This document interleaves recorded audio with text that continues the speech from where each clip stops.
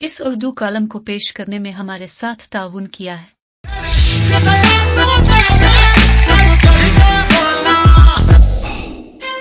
حاجی غلام رسول کی کہانی پاکستان کے ہر بے روزگار کے لیے ہدایت ہے۔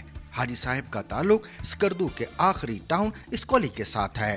اسکولی کیٹو جاتے ہوئے آخری پڑاؤ ہے۔ اس کے بعد 8 دن کی پیدل مسافت کے بعد بیس کیمپ آتا ہے۔ غلام رسول کا خاندان پورٹر تھا۔ یہ لوگ مہم جوہوں کا سامان اٹھا کر بیس کیمپ تک پہنچاتے تھے۔ یہ بھی لڑکپن میں پورٹر بن گئے اور مہم جوہوں کا سامان اٹھا کر بیس کیمپ تک پہنچانے لگے۔ فطرتاً خوددار، عاجز اور محنتی تھے۔ مہم جوہوں سے مزدوری کے سوا کچھ وصول نہیں کرتے تھے۔ یہ جم کر محنت کرتے رہے اور یوں پورٹر سے گائیڈ اور گائیڈ سے انتہائی بلند علاقوں کے گائیڈ بن گئے۔ براڈ پیک بھی سر کی اور G2 بھی۔ یہ 2000 میں جرمن مہم جوہوں کے ساتھ سنو لیک کی طرف گئے۔ ٹیم میں ایک جرمن خاتون بھی تھی۔ وہ ان کی عاجزی، محنت، لگن اور خودداری سے بہت متاثر ہوئی، چنانچہ اس نے انہیں شادی کی آفر کر دی۔ حاجی صاحب نے 3 شرطیں رکھ دی۔ ایک، نکاح اسلامی طریقے سے ہوگا۔ دوسرا، میں جرمنی شفٹ نہیں ہوں گا، اپنے گاؤں میں رہوں گا۔ اور تیسرا، خاتون اسکولی کے بچوں کے لیے ویلفیئر کا کام کرے گی۔ خاتون نے تینوں شرطیں مان لیں اور دونوں کا نکاح ہو گیا۔ حاجی صاحب خاتون کے ساتھ جرمنی گئے اور چند ماہ بعد واپس آ گئے۔ خاتون نے رقم بھجوائی اور غلام رسول نے سب سے پہلے اسکولی میں چھوٹی سی ڈسپنسری بنا لی۔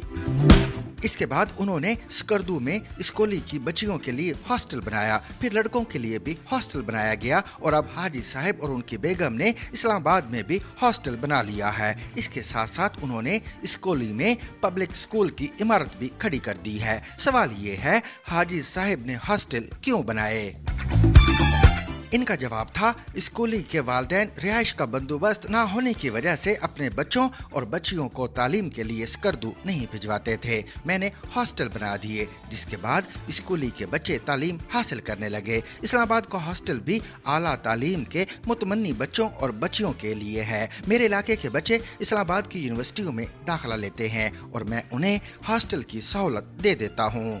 حاجی صاحب چٹے ان پڑھ ہیں، یہ فون میں نمبر بھی سیو نہیں کر سکتے، لیکن اس شخص نے اپنا پورا علاقہ بدل کر رکھ دیا۔ یہ مجھ سے یارک ہوٹل میں ملنے آئے اور میں عقیدت کے ساتھ ان کی گفتگو سن رہا تھا تو عین اس وقت یونان میں کشتی ڈوبنے کی خبریں آ رہی تھیں۔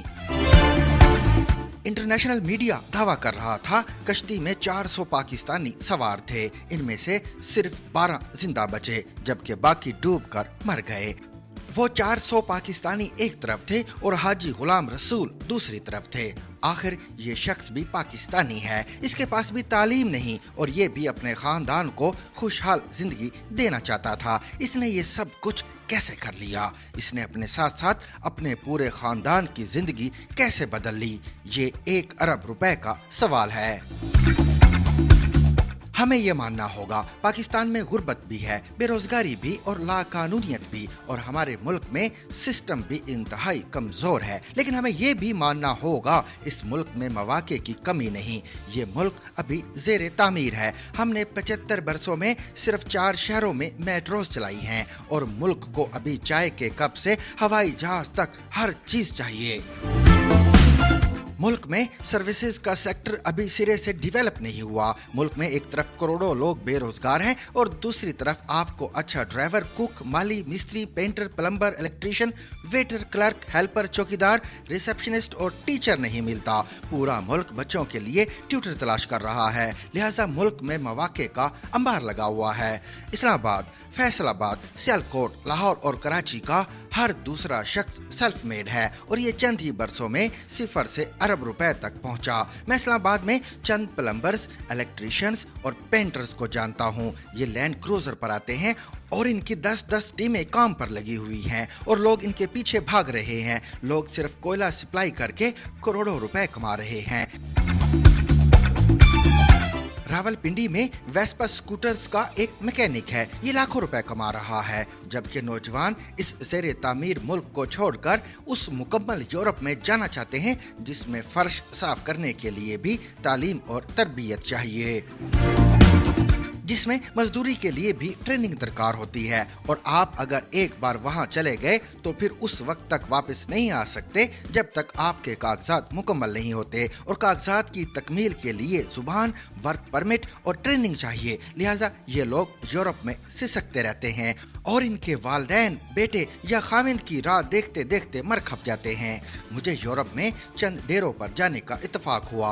आप यकीन करें, इनकी कंडीशन नाकाबिले बयान होती है। एक एक कमरे में 10-10 लोग रहते हैं, फर्श पर सोते हैं और पुलिस के खौफ से इलाज के लिए डॉक्टर के पास भी नहीं जाते। ये लोग कागजात के चक्कर में तीसरे दर्जे की खवातीन से शादी भी कर लेते हैं और इनके हाथों ठीक ठाक जलील होते हैं। इन खवातीन में से उनकी औलाद भी पैदा हो जाती है और वो औलाद भी खौफनाक बहरान पैदा कर देती है। और अगर इस सारी जिल्लत के बाद इन लोगों को कागजात मिल भी जाएं तो भी ये लोग उस वक्त तक इस कदर ज़हनी, नफ्सियाती, रूहानी और जिस्मानी अजियतों से गुजर चुके होते हैं कि जिंदगी इनके लिए बेमानी हो चुकी होती है और ये नसीब भी सिर्फ 1% लोगों को नसीब होता है, जबकि बाकी 99% बॉर्डर्स, कश्तियों और कंटेनरों में फौत हो जाते हैं और ये मौत ये लोग 25-30 लाख रुपए में खरीदते हैं। ये ट्रैक्टर, जमीनें, जेवरात और दुकानें बेचकर एजेंटों को रकम देते हैं। इनकी रकमें अव्वल एजेंट खा जाते हैं या फिर इनके बच्चों को लीबिया, तुर्की और लातीनी अमेरिका के जंगलों और सहराओं में छोड़ आते हैं और ये अगर बॉर्डर पुलिस से बच जाएं तो ये भूख और प्यास से बिलक बिलक कर मर जाते हैं। मैं हैरान हूँ, पाकिस्तानी नौजवान मौत का ये रास्ता क्यों चुनते हैं। ये अगर पाकिस्तान में 20 या 30 लाख रुपए से कोई कारोबार शुरू कर लें तो ये दिनों में करोड़पति भी हो जाएंगे और इज्जत से वीजा लेकर पूरी दुनिया में घूमने के काबिल भी हो जाएंगे। इन लोगों को ये रास्ते नजर क्यों नहीं आते? दूसरा, ये अगर हर सूरत यूरोप जाना चाहते हैं तो इसके लिए भी जायज और सीधे रास्ते मौजूद हैं। ये लोग मुल्क सेलेक्ट करें और उस मुल्क की जुबान सीखना शुरू कर दें। ये सहूलत ऑनलाइन भी मौजूद है। आज गांव का लड़का भी मोबाइल फोन के जरिए किसी भी मुल्क की जबान सीख सकता है। ये इसके बाद वो काम सीख ले जिसकी उस मुल्क में जरूरत है।